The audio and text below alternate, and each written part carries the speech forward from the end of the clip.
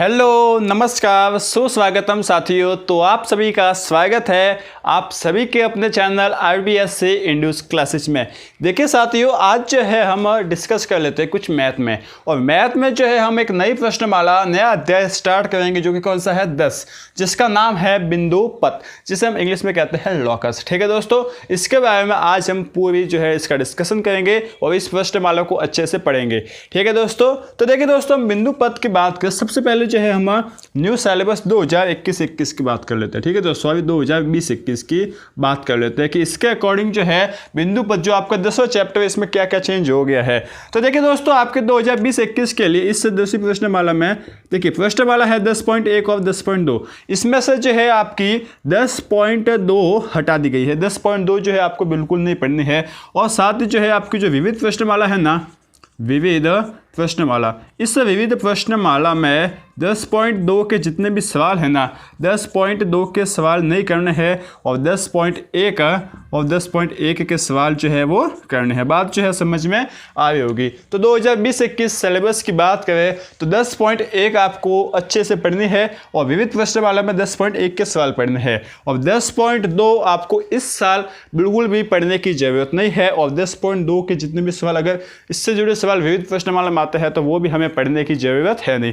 ठीक है दोस्तों, इसका मतलब ये चैप्टर जो है हमारे लिए आधा हो गया है। चैप्टर आधा हो गया है, लेकिन जो नंबर थे इसके चैप्टर के वो है, उस नंबर में कोई चेंज हुआ नहीं है। ठीक है दोस्तों, 3-4 नंबर का जितने नंबर का ये चैप्टर है वो उतने नंबर का ही है। तो ये जो है इस सिलेबस की बात होगी कि क्या क्या हमें पढ़ना है इस चैप्टर में। अब आगे बढ़ते हैं और चैप्टर हम करते हैं स्टार्ट। ये जो है पहला लेक्चर है, आप जो है इस पहले लेक्चर को अच्छे से समझना, क्योंकि यह पूरा 10वां चैप्टर जो है, पूरी 10वां अध्याय जो है वो इस पहले लेक्चर के ऊपर ही है। यदि आपको पहला लेक्चर समझ में आ गया, इसका मतलब आपको पूरी जो चैप्टर है वो अच्छे से समझ में आ जाएगी। ठीक है दोस्तों, तो हम बात करते हैं सबसे पहले बिंदु पथ की। किसकी बात करते हैं? बिंदु पथ। अब ये बिंदु पथ जो है ना, इसका मतलब क्या होता है, ये होता क्या है, वो ही हम समझते हैं। सबसे पहले चैप्टर का जो नाम है ना, उस नाम को हम समझने की कोशिश करते हैं। देखिए दोस्तों, बिंदु तो आपने समझे होगी, जैसे कि ये है आपका बिंदु, इसे हम कहते हैं बिंदु, ये है आपके बिंदु। और पथ का मतलब क्या होता है? पथ का मतलब होता है रास्ता। क्या होता है? मतलब पथ का मतलब होता है रास्ता। ठीक है दोस्तों, अब बिंदु पथ यानी कि बिंदुओं का रास्ता। ठीक है दोस्तों, सही बात है। इस बिंदु पथ का मतलब यह है कि बिंदुओं का रास्ता। अब बिंदुओं के रास्ते से क्या मतलब है? देखिए दोस्तों, आपको जो है इस बिंदु पथ में, बिंदु पथ जो है ना, किसी भी आपको कोई बोल लिया तो किसी का भी बिंदु पथ जो है ना, वो होता क्या है कि आपको जो है ना कुछ एक विशेष कंडीशन दे रखी होगी, कुछ एक विशेष जो है आपको स्थिति दे रखी होगी। जैसे कि मैं आपको एक सबसे पहला उदाहरण लेकर समझाता हूँ। आपको बोल लिया कि एक बिंदु है। ठीक है दोस्तों, क्या बोल लिया? एक बिंदु है, और एक बिंदु से, इस बिंदु से निश्चित दूरी, क्या बोल लिया आपको? निश्चित दूरी R। ठीक है दोस्तों, इस बिंदु से निश्चित दूरी R से बिंदुओं का बिंदु पथ क्या होगा? समझ में आ गई बात? आपको ये बिंदु दे दिया और आपको बोला कि इस बिंदु से निश्चित दूरी R से बिंदु, निश्चित दूरी R है ना, इससे जो है बिंदुओं का बिंदु पथ क्या होगा? तो निश्चित दूरी आपने R ले ली, और इससे जो है आपने बिंदुओं का बिंदु पथ बनाया। देखिए दोस्तों, यहाँ से जो बिंदु चले, अब बिंदु चले, अब जैसे जैसे बिंदु चल रहे हैं, बिंदु क्या करे, एक रास्ता अपना बना रहे हैं। तो देखिए दोस्तों, बिंदु ने चल के इस तरीके से चल के जो है क्या बना लिया? रास्ता बना लिया। तो आपको एक कंडीशन देती, एक स्थिति देती कि एक बिंदु से, उस बिंदु का कोई भी नाम हो सकता है, मान लो ओ नाम हो सकता है, तो ओ बिंदु से R दूरी पर बिंदुओं का बिंदु पथ क्या होगा? तो आपने क्या किया? ओ बिंदु से R दूरी पर बिंदु लिए। ठीक है दोस्तों, अब जितने भी बिंदु लिए उनको जो है बिंदु ऐसे करके चले गए। तो इससे जो है आपको एक रास्ता मिल गया। क्या मिल गया? एक रास्ता, मतलब आपको एक पथ मिल गया। ठीक है दोस्तों, इन बिंदुओं से बना एक पथ मिल गया, जिसे हम क्या कहेंगे? बिंदु पथ। तो एक निश्चित बिंदु से एक निश्चित दूरी पर स्थित बिंदुओं का बिंदु पथ जो है ना, वो क्या होता है? आपको साफ दिख रहा है, क्या होता है? वृत्त होता है। तो बिंदु पथ क्या होता है, आपको जो है वो समझ में आ गया होगा कि बिंदु पथ वो स्थिति होती है या वो पथ होता है जो कि एक निश्चित स्थिति या विशेष स्थिति को पालन करता है, या विशेष प्रतिबंध हम उसे बोल सकते हैं कि निश्चित प्रतिबंध को पालन करते हैं। प्रतिबंध का मतलब आप समझिए, प्रतिबंध का मतलब ये होता है कि ओ से एक निश्चित दूरी R, तो ये एक प्रतिबंध है। अब हमको जो है एक बंद बोल दिया गया है कि इस बंद के हिसाब से आप चलिए, तो ये होता है आपका बिंदु पथ। ठीक है दोस्तों, अब जो है बिंदु पथ है ना, ऐसा नहीं होता कि बिंदु पथ में आपको जो है, जैसे कि देखिए एक मैं आपको अच्छा सा एग्जांपल बताता हूँ। आपने जो है क्या किया, दो समांतर रेखा ली, ठीक है दोस्तों, क्या ली, दो समांतर रेखा। देखिए दोस्तों ये जो है आपने दो समांतर रेखा ली, एक तो ये है, इसका आपने नाम दे दो एल, और एक और ये ले ली समांतर रेखा है, ठीक है, क्या ले ली, ये है एल और इसका नाम दे दिया एम। दो समांतर रेखाएं ली और दो आपको जो है क्या पूछा गया, दो समांतर रेखाएं तो है। अब आपको ये बोला गया कि इन दोनों समांतर रेखाओं से समान दूरी पर स्थित बिंदु का बिंदु पथ ज्ञात कीजिए। आपको जो क्या बोला गया, इन दोनों समांतर रेखाओं से निश्चित दूरी पर स्थित बिंदुओं का बिंदु पथ जो है वो ज्ञात कीजिए। मतलब ये एक प्रतिबंध है, ठीक है दोस्तों, ऐसे कोई सवाल नहीं पूछेगा, हम जो है इसे समझ रहे हैं, हम फील कर रहे हैं कि बिंदु पथ क्या होता है, ठीक है दोस्तों। तो आपने क्या किया, इस जो आपके एल है ना, इससे भी समान दूरी, ये भी आपने डी ले लिया और इससे भी जो है वह समान दूरी, ठीक है दोस्तों, दोनों का जो है आपने डी डी ले लिया। मतलब दोनों से समान दूरी पर स्थित ये एक बिंदु है, ठीक है, ये भी डी है और ये भी डी है। तो इन दोनों से समान दूरी पर स्थित बिंदु आपने बनाए। देखिए दोस्तों ये सभी जो है आपने बिंदु बनाए, ठीक है दोस्तों। इसी तरीके से इस साइड भी जो है आपने क्या बनाए, बिंदु, ये आपने जो है वो बिंदु बनाए। अब जो क्या किया आपने, इस बिंदुओं को जो है सभी बिंदुओं को मिला लिया। तो जब आपने एक सभी बिंदुओं को मिला लिया ना, तो आपको एक नई रेखा मिली ना रेखा। अब नई रेखा जो है किस तरीके से मिली, कैसे मिली, इसको जो है हम नाम दे देते हैं एन। तो आपको एक नई रेखा एन मिली जो कि इन दोनों रेखाओं से क्या है, समांतर। इन दोनों रेखाओं एल और एम के क्या है, समांतर है। और यहाँ पर आपको जो है सिर्फ एक ही रेखा मिली है, ठीक है दोस्तों। कितनी रेखा मिली है, एक ही, दो या तीन नहीं मिली, आपको सिर्फ यहाँ पे जो है वो एक रेखा मिली है। आपको यहाँ पे पूछा गया था, बोला गया था कि इन दोनों रेखाओं से समांतर या दोनों रेखाओं से समान दूरी पर स्थित बिंदु का बिंदु पथ। इसी तरीके से हम बात करें, देखिए दोस्तों आपको जो है एक रेखा दे दी गई, ठीक है दोस्तों, जैसे कि हम यहाँ पे ले, आपको एक रेखा दे दी गई। अब ये रेखा मान लो इसका नाम दे दिया आपने एन, ठीक है दोस्तों, इसका जो है आपने क्या नाम दे दिया एल। अब जो है इस सेकंड केस में जो है ना, आपको क्या बोलिए, हम जो है ये केस पढ़ रहे हैं, इस केस से जो है हम एक निष्कर्ष निकालेंगे। वो क्या निष्कर्ष होगा हम जो है वो समझेंगे, ठीक है दोस्तों। अब इस सेकंड केस में भी आपको ये बोला कि इस रेखा एम के, इस रेखा एम से समान दूरी पर स्थित बिंदुओं का बिंदु पथ, ठीक है दोस्तों। क्या बोला कि इस रेखा एन से समान दूरी पर स्थित बिंदुओं का बिंदु पथ। तो इससे जो है आपने ली समान दूरी, आपने ले ली यहाँ से डी, ठीक है दोस्तों, डी ले ली और डी से जो है आपने बिंदु बनाया। अब इन बिंदुओं को जो है बिंदु चले और चल के जो है इन बिंदु ने क्या बनाया, रास्ता बनाया, ठीक है दोस्तों। अब जो रास्ता बनाया ना, हम उसको जो है वो लिख लेते हैं। क्या रास्ता बना, देखिए दोस्तों, रास्ता कुछ इस तरीके से बना है, ये कुछ इसी तरीके से बना है, सीधा हम लेते हैं, ये जो है रास्ता बन गया। अब देखिए दोस्तों एक यहाँ से जो है रेखा आ गई। अब ये इस रेखा को हमने नाम दे दिया एल। अब ये जो रेखा है ना वो एम के समांतर है, सॉरी एन के। ये एल जो रेखा आई है ना वो किसके समांतर है, एन के, ठीक है। ये लंबी जो खड़ी दो रेखा मैंने खींची है, इसका मतलब होता है समांतर। अब जो है यहाँ पे एक और केस हो सकता है। अब यदि ऊपर समान दूरी पर है तो नीचे भी तो समान दूरी पर हो सकता है ना, डी, नीचे भी तो समान दूरी पर हो सकता है। तो आपने क्या किया, नीचे भी जो है ना बिंदु लिए, ठीक है दोस्तों, ये जो है आपने क्या लिए, बिंदु। अब इन बिंदु से जो है आपने ये बिंदु चले और इन बिंदु से जो है वो क्या बना, रास्ता बना, ठीक है दोस्तों। देखिए इन बिंदु से रास्ता बना है और जो रास्ता बना है आपने उस रास्ते को जो है मिला लिया। तो देखिए दोस्तों इन बिंदुओं को मिला लिया ना आपने, तो देखिए आपको एक और रेखा मिल गई और वो रेखा कौन सी है, आपकी एम। तो ये जो एम रेखा है ना वो भी किसका समांतर है, एम रेखा, ये भी एन के समांतर है। मतलब इस केस में आपको दो समांतर रेखाएं प्राप्त हुई। अब यहाँ पे जो है देखिए एम जो है वो एन जो है वो जो एल है वो एन के समांतर है और जो एम है वो भी एन के समांतर है और जो एल आई है ना वो एम के समांतर होगी। ये दोनों रेखाएं भी आपस में समांतर होगी। तो इस केस में एक रेखा मिली है आपको और इस केस में दो रेखा मिली है। तो ये डिपेंड करेगा, ठीक है दोस्तों, ये डिपेंड करेगा, ये मतलब निर्भर करेगा कि आपको जो है प्रतिबंध क्या बोला गया है। जो पहला प्रतिबंध बोला गया था ना उस प्रतिबंध के हिसाब से सिर्फ एक ही समांतर रेखा आपको मिल रही थी, एक ही बिंदु पथ मिल रहा था। लेकिन जो आपको दूसरा केस बोला गया था, दूसरा प्रतिबंध बोला गया था, उस हिसाब से आपको दो बिंदु पथ मिल रहे हैं, ठीक है दोस्तों। इसका मतलब हम जो है वो क्या बोल सकते हैं कि बिंदु पथ जो है ना, देखिए दोस्तों बड़ा ही अच्छा सा स्टेटमेंट है कि बिंदु पथ जो है ना वो विभिन्न प्रतिबंधों से अलग अलग प्रतिबंधों के लिए अलग अलग होता है, ठीक है दोस्तों। बात समझ आ रही होगी कि बिंदु पथ अलग अलग प्रतिबंधों के लिए अलग अलग होता है।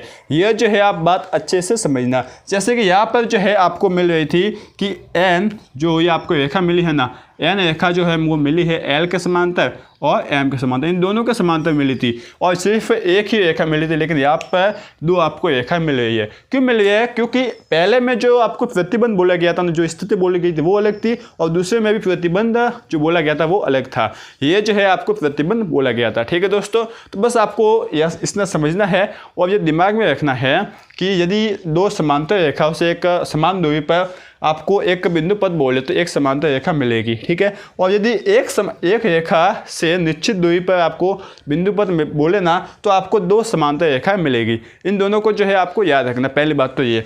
अब दूसरी बात जो है, हम इसमें थोड़ा बहुत जो है क्या इससे निष्कर्ष निकलते हैं, उन निष्कर्षों के बारे में भी बात कर लेते हैं।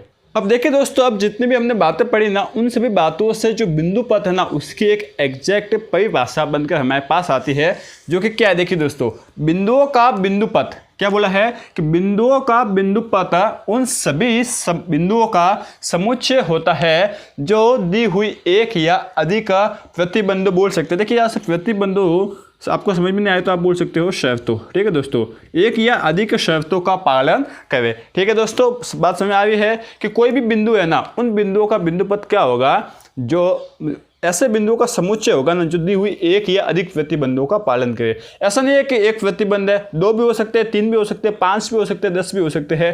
प्रतिबंध जो है हम कितने भी लगा सकते हैं। बात जो है वो समझ में आ रही होगी। तो यह है बिंदु पथ की एग्जैक्ट परिभाषा। अब जो है यहाँ तक आपने यह समझा है कि बिंदु पथ जो है वो होता क्या है। ठीक है, बस ये समझा है, बाकी आपने कुछ नहीं समझा है।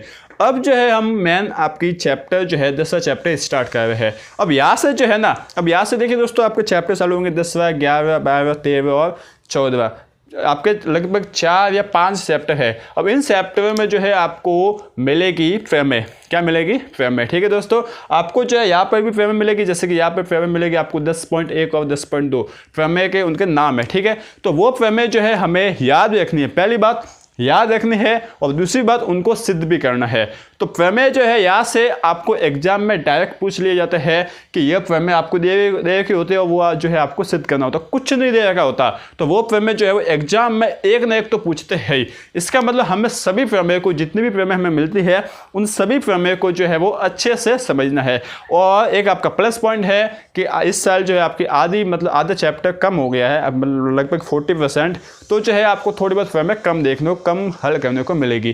ठीक है दोस्तों, तो हम जो है एक एक प्रमेय को अच्छे से समझेंगे। इसके बाद हम समझेंगे आपका चैप्टर 10.1, इसको भी जो है अच्छे से समझेंगे। आपको जो है मैं पूरा विश्वास दिलाता हूँ कि यह जो है आपको इजी से इजी चैप्टर लगेगा। ठीक है दोस्तों, यदि आपको टफ लगता है तो जो है बस आपको इस चैप्टर के सभी वीडियो अच्छे से देखना है और जो है ध्यान से देखकर इसको समझना है और इन सवालों को 1 या 2 बार आपको भी खुद से हल करने की कोशिश करनी है। ठीक है दोस्तों, तो चलिए दोस्तों अब हम स्टार्ट करते हैं प्रमेय नंबर 10.1। देखिए दोस्तों, आपको 10.1 प्रमेय जो है, ये प्रमेय का नाम है 10.1, जो आपकी 10वें चैप्टर में ना, इसे 10वें चैप्टर की यह पहली प्रमेय है, इसलिए 10.1। ठीक है, तो ये 10.1 प्रमेय यह आपको क्या बोल रही है? देखिए, दिए हुए दो बिंदुओं से समदूरस्थ किसी बिंदु का बिंदु पथ उन्हें मिलाने वाली रेखाखंड का लंब समद्विभाजक होता है। बात जो है आपको थोड़ी समझ में आ रही होगी कि दिए हुए दो बिंदुओं से समदूरस्थ किसी बिंदु है, उस बिंदु का जो बिंदु पथ है उन्हें मिलाने वाले रेखाखंड का जो है लंब समद्विभाजक होता है। अब ये प्रमेय जो है आपको याद भी रखनी है क्योंकि काम भी आती है कई जगह, और साथ ही साथ जो है इसको सिद्ध भी करना है। बस एग्जाम में जो है ना, बस यहाँ पे प्रमेय की जगह सवाल नंबर दे रखा होगा 23-24। ठीक है, बाकी ऐसा कैसा लिख रखा होगा और जो है आपको हल करना है। अब यदि आपने प्रमेय कई नाम सुना नहीं है, कहीं आपने हल किया नहीं है, तो कुछ नहीं कर पाओगे उसमें, क्योंकि कुछ पता ही नहीं होगा। तो इसे कैसे हल करना है, किस तरीके से किया जाता है, वो जो है हम यहाँ पे देखेंगे। ठीक है दोस्तों, तो सबसे पहले जो है हम इसका डायग्राम बना लेते हैं। ठीक है, क्या बना लेते हैं? डायग्राम। तो यहाँ पर जो है हम डायग्राम बना लेते हैं। देखिए दोस्तों, आपको जो है क्या दे रखा है, देखिए दिए हुए दो बिंदु, मतलब दो बिंदु दे रखा है, इतना जो हम समझिए। तो हमने दो बिंदु दे रखा है, तो हम ले लेते हैं यहाँ से P, ठीक है, या फिर A ले लेते। चलिए क्या ले लेते हैं? A, यहाँ से लिया A और यहाँ से लिया B। दो बिंदु हमें दे रखे हैं और साथ ही साथ जो हमें क्या दे रखा है, दो बिंदुओं से समदूरस्थ। समदूरस्थ मतलब समान दूरी पर। इसका मतलब क्या होता है? समान दूरी पर किसी बिंदु, मतलब इन दोनों से समान दूरी पर कोई एक बिंदु हमें दे रखा है। तो इन दोनों से समान दूरी पर हम एक बिंदु ले लेते हैं, इसका हमने नाम दे दिया P। ठीक है दोस्तों, ये हमने नाम दे दिया, बस इतना जो है हमें दे दिया गया है। अब जो है हम जो है इसमें रचना कर लेते हैं। पहले तो इसको मिला लेते हैं। देखिए इसको जो है क्या करना है, आपने ए और बी को मिलाया, ठीक है, इसके बाद ए पी को मिलाया, इसके बाद जो है आपने मिलाया ए पी बी को, ठीक है, पी बी को मिलाया। इसके बाद जो है आपने क्या किया, पी और यहाँ पे एक बिंदु लिया डी, पी डी को इस तरीके से मिलाया कि ए डी जो है वो बी डी के बराबर हो गया। ठीक है दोस्तों, अब जो है हम सबसे पहले जो है क्या करेंगे, रचना करेंगे। ठीक है, तो हम लिख लेंगे यहाँ पे रचना। क्या लिखेंगे, रचना। देखिए दोस्तों सेम इस तरीके से करना है आपको, कोई चेंज इसमें करना नहीं है। जो जो हमने किया है ना वो हम लिखेंगे। इसमें जो है सबसे पहले हम रचना करेंगे। क्या करेंगे रचना, देखिए ए और बी को मिलाया, ए और बी को मिलाया। इसके बाद देखिए दोस्तों ए बी और पी को मिलाया, ऐसा लिख लेते हैं। ए बिंदु ए बी और पी को मिलाया, पी को मिलाया। ठीक है दोस्तों, ये जो हमने किया है ना वही काम कर रहे हैं, ये हमने मिलाया। इसके बाद हमने क्या किया कि पी डी को इस तरीके से मिलाया, पी डी को ऐसे मिलाया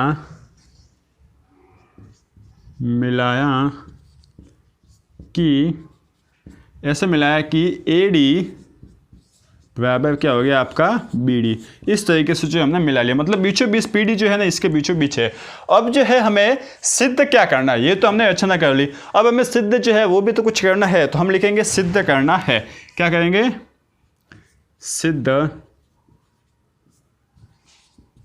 करना है। ठीक है, सिद्ध करना है। वैसे दोस्तों जो आपका डायग्राम है ना वो एक्चुअल में आपकी बुक के आपके राइट साइड लिखा जाता है। ठीक है, आपके बुक के राइट साइड लिखते हैं, लेकिन जो है मैं लेफ्ट यहाँ से लिखता हूँ, तो मैं आपके लिए जो है यहाँ पे लेफ्ट में बना रहा हूँ। ठीक है, तो देखिए आपको अब सिद्ध क्या करना है, सिद्ध में ये करना, देखिए बिंदु पद जो है ना, देखिए दो बिंदुओं से समदूरस्थ किसी बिंदु, यहाँ तक हमने ले लिया था। अब उसका जो बिंदु पद होगा ना वो उन्हें मिलाने वाली रेखाखंड का लंब समद्विभाजक होगा। मतलब इस ए बी को मिलाने वाली रेखाखंड है ना इसका लंब समद्विभाजक होगा। मतलब आपने जो पीढ़ी है ना वो पीढ़ी लंब होगा कहाँ पर, ए बी पर। ठीक है दोस्तों, पीढ़ी लंब होगा ए बी पर। ये जो है आपने लिख लिया, बस इतना जो है आपने कर लिया। अब थोड़ा सा काम है, अब आपका कुछ काम नहीं है। अब आपने 9th में थोड़ी बहुत भी शारीरिक क्षमता पड़ी है ना तो वो जो है आपको समझ में आ जाएगी। और यदि कुछ बच्चे ऐसे हैं जिन्होंने शारीरिक क्षमता नहीं पढ़ रखी है तो उनको भी टेंशन लेने की जरूरत नहीं है, मैं थोड़ा थोड़ा आपको जो है ज्ञान देते जाऊंगा। देखिए अब आपको यहाँ से लिखना है उत्पत्ति। क्या लिखोगे आप, उत्पत्ति, उत्पत्ति। ठीक है, उत्पत्ति जो है शायद ऐसे लिखा जाता है, हिंदी थोड़ी देखते हैं। देखिए उत्पत्ति, उत्पत्ति, ये जो है आपने लिखा, ये जो है आपको लिखना पड़ेगा उत्पत्ति। ठीक है दोस्तों, इस तरीके से जो आपको लिखना है। अब देखिए दोस्तों शारीरिक क्षमता में आपको बताता हूँ क्या होता है। शारीरिक क्षमता में हम क्या लेते हैं, दो त्रिभुज लेते हैं। ठीक है, और उन दो त्रिभुजों के बीच में कोई भी तीन चीज जो है ना वो एक जैसी बताते हैं। बात समझ में आ रही होगी। शारीरिक क्षमता में पहली बात तो दो त्रिभुज लेते हैं, जैसे कि इसमें देखिए हम त्रिभुज लेंगे ए डी और पी। हम लिखेंगे त्रिभुज, क्या लिखेंगे, त्रिभुज ए डी पी और, ठीक है, ये एक त्रिभुज लिया। और दूसरा त्रिभुज लेंगे त्रिभुज बी डी और पी। दूसरा त्रिभुज क्या लेंगे, त्रिभुज बी डी और पी। ये जो हमने निशान किया वो त्रिभुज का निशान है, इसमें बी डी पी में। ये जो है आपने दो त्रिभुज ले लिए। अब इन दो त्रिभुजों में हम क्या करेंगे, तीन चीज कोई भी एक जैसी बताएंगे। तीन चीज एक जैसी कैसे, देखिए अब देखिए ए डी जो है ना वो किसकी भुजा है, इस त्रिभुज की भुजा है, और बी डी इस त्रिभुज की भुजा है, और दोनों एक जैसी है ना, समान है ना, तो हम क्या लिखेंगे, ए डी बराबर बी डी। ठीक है, ए डी क्या है, बी डी के बराबर। क्यों है, हम लिखेंगे रचना से। हमने रचना की, इससे जो है हो गया ना, तो रचना से हमने लिख ली बराबर। इसके बाद जो है हम क्या करेंगे, देखिए एक और बात, इसके बाद हम कहेंगे कि आपका पी डी जो है ना, पी डी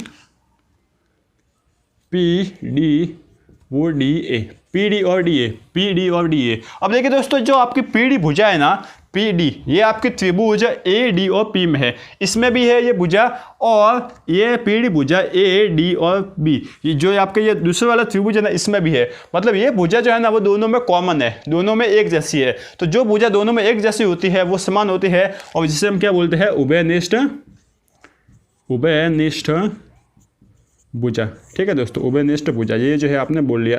अब आपको एक चीज़ तो दे रखी है कि जो ए और बी बिंदु है ना, इनसे ये पी बिंदु समान दूरी पर है, मतलब ये और ये जो है वो समान दूरी पर है। तो आप लिख लोगे कि ए पी बराबर है आपका बी पी के। ठीक है, क्या है ये तो आपको दे ही रखा है, तो हम लिखेंगे दिया है, ये जो है आपने लिख लिया। अब देखिए तीन चीज़ जो है ना आपने बराबर बता ली। ठीक है दोस्तों, ये और ये तीन चीज़ आपने बराबर बता ली।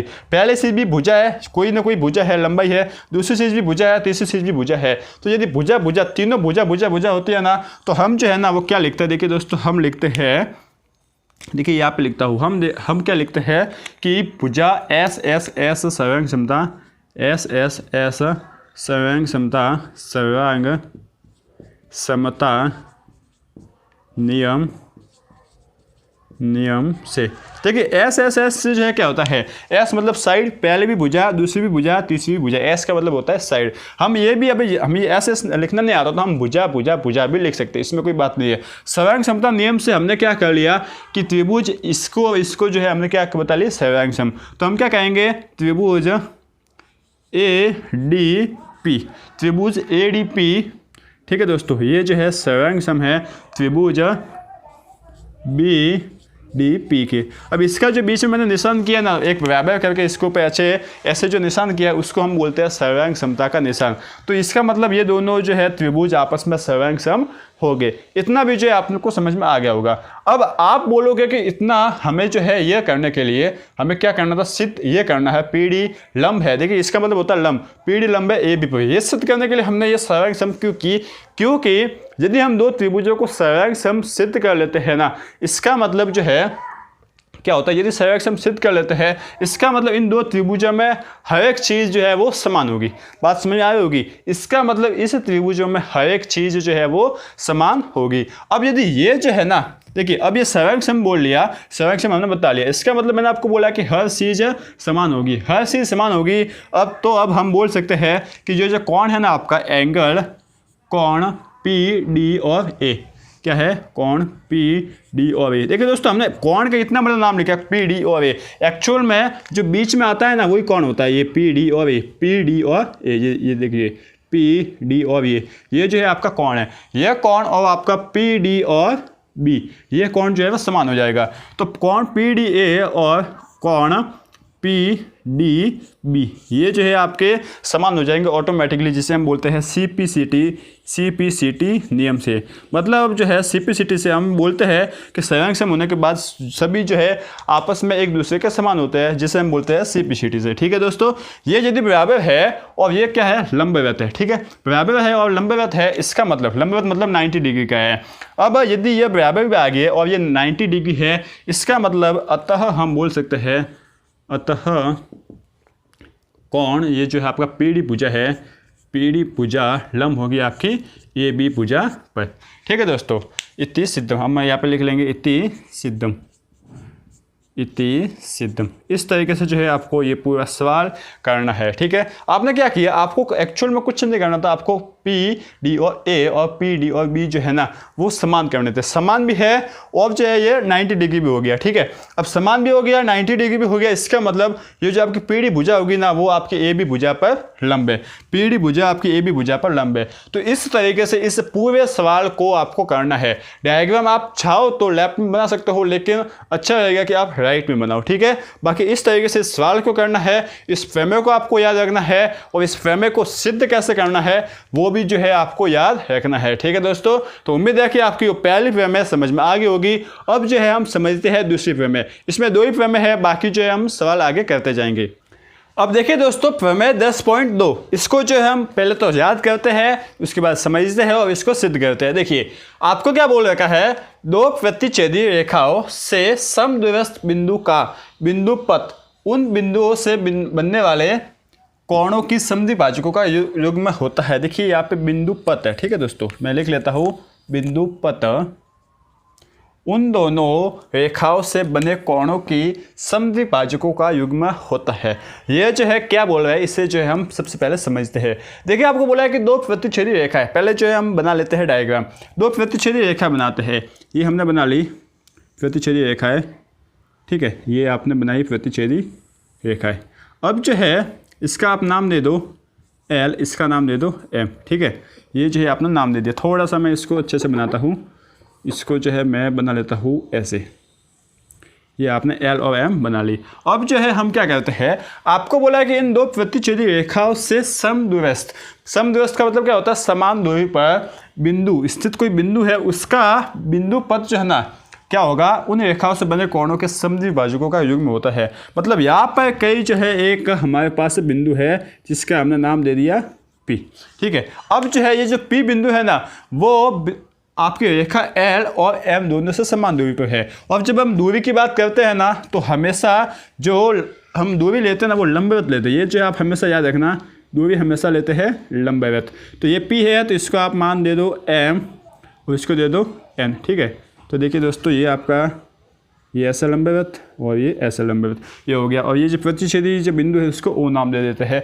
इतना जो है आपने कर लिया। बात जो है यहाँ तक समझ में आ गई होगी कि ये जो दूरी है ना PM दूरी और PN दूरी ये जो है समान है, समदूरस्थ है दोनों से। तो हमें जो है वो सिद्ध करना है कि समद्विभाजकों का जो बने कोण है ना उनके समद्विभाजकों का युग्म होता है। कैसे करेंगे इसको देखिए। सबसे पहले हम लिखेंगे रचना। ठीक है, क्या लिखेंगे, रचना। क्या करेंगे रचना, PM व PN को मिलाया और PM व PN को मिलाया और हम क्या करेंगे, O और P को मिलाएंगे और OP को मिलाया। ठीक है दोस्तों, इतना जो है हमने काम कर दिया। बात जो है आपको समझ में आ रही होगी कि हमने क्या किया है कि PM और PN को मिलाया और साथ ही साथ जो है हमें क्या मिला, PO को भी जो है हमने मिला लिया। ये जो है हमने की है रचना। अब इससे जो है ना हमें क्या मिला, इससे हमें ये मिला है कि PM ये किसके बराबर है, PN के। ये जो हमें दे रखा है कि दोनों समदूरस्थ है, इतना जो है हमें पता है। अब हमें जो है वो सिद्ध क्या करना है ये लिखते हैं।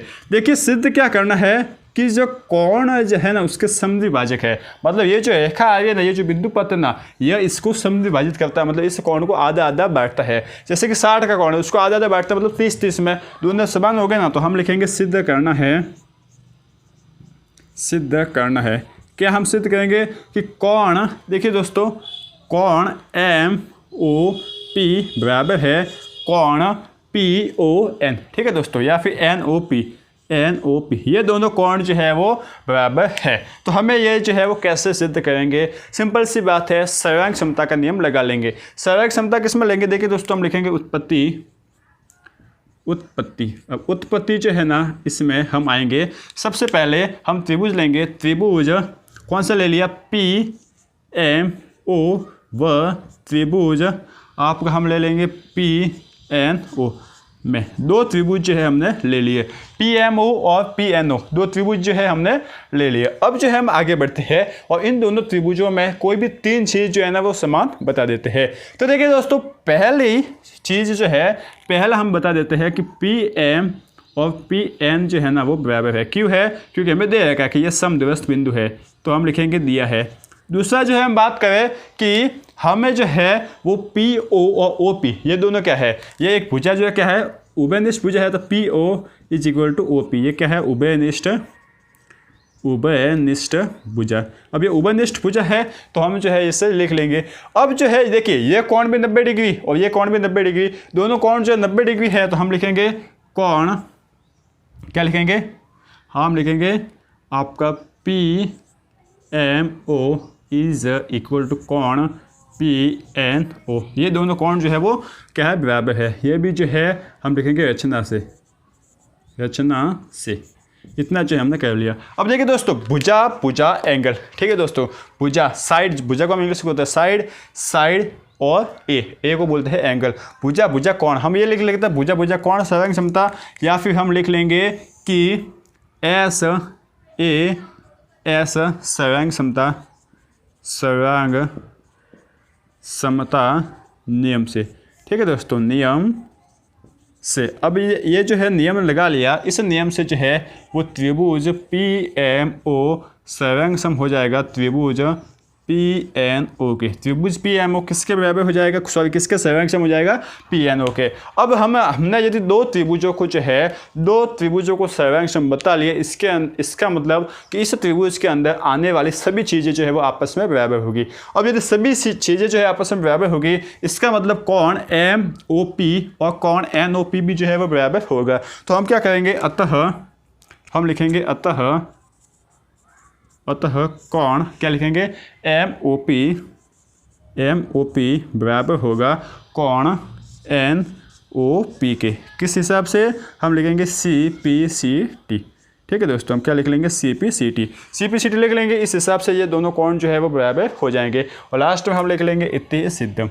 क्या लिख लेंगे, इति सिद्धम। और यही जो है हमें सिद्ध करना था। ठीक है दोस्तों, यही हमें सिद्ध करना था। एग्जाम में पूछ लेना कि बस आपको ये आपको प्रमेय दे रखी है, तो इस प्रमेय को सिद्ध जो है इस तरीके से जो आपको करना है। ठीक है दोस्तों, इसका मतलब क्या हुआ कि दो प्रतिच्छेदी रेखा, देखिए दोस्तों L और M दो रेखा है जो क्या है, प्रतिच्छेदी है। इन दोनों प्रतिच्छेदी रेखाओं से समदूरस्थ बिंदु, समान दूरी पर स्थित बिंदु का बिंदु पद जो है ना, उन दोनों रेखाओं के जो कोण है उसका क्या होता है, समद्विभाजक युग्म होता है। मतलब इन दोनों कोणों को समान भागों में ये जो बिंदु पद है वो बांटेगा।